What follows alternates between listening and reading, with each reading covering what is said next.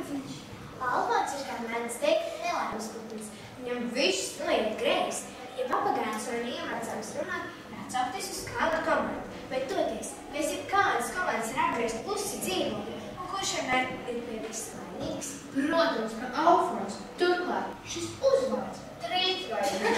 Skolotāji paskatīt ar lašo vārdu klases žurnālā, nebūs mēģināt ar klases vietiem, kurš tādos priekšos nevar sniegus novaldīt. Taču Alfons nenoliedz ir stipri rakstura cilvēks. Viņš daudz kam tiek pāri un cenšas ņemt padomu no pieaugušiem, lai gan no malas tas izskatās visam citādi. Alfons priecēs, viņš jau uzsāk to vietību, viņš vajag šķērsam, tāds vai viņš ir. Taču ar dzīvi ir jāprot tikt galā, un Alfonam tas sanāk vienreizēji. Atcerieties, kā viņam gāja ar atrast to cimdu? Kādu dienu Alfons uz ielas atrada cimdu. Pa priekšu viņam gāja kāda sieviete.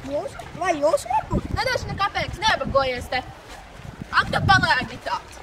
Pēc tam Alfons panāca kādu vecu māmuļu. Vai tas nav jūsu cimds? Slims, kas tad tev kaiš? Nē, taču es jautāju, vai tas nav jūsu cimds? Ak, tad tev sirds sāp! Vai tas nav jūsu cimds? Ko tu tā kliedz uz vecu sievieti? Vai nepiedar jums?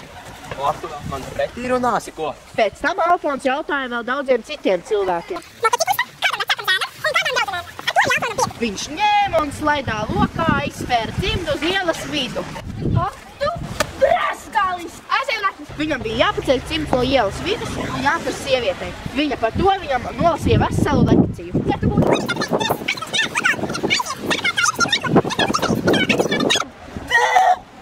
Parasti Alfons tā nedara. Vai tas ir taisnīgi? Tas ir tikai viens notikums. Ar mūsu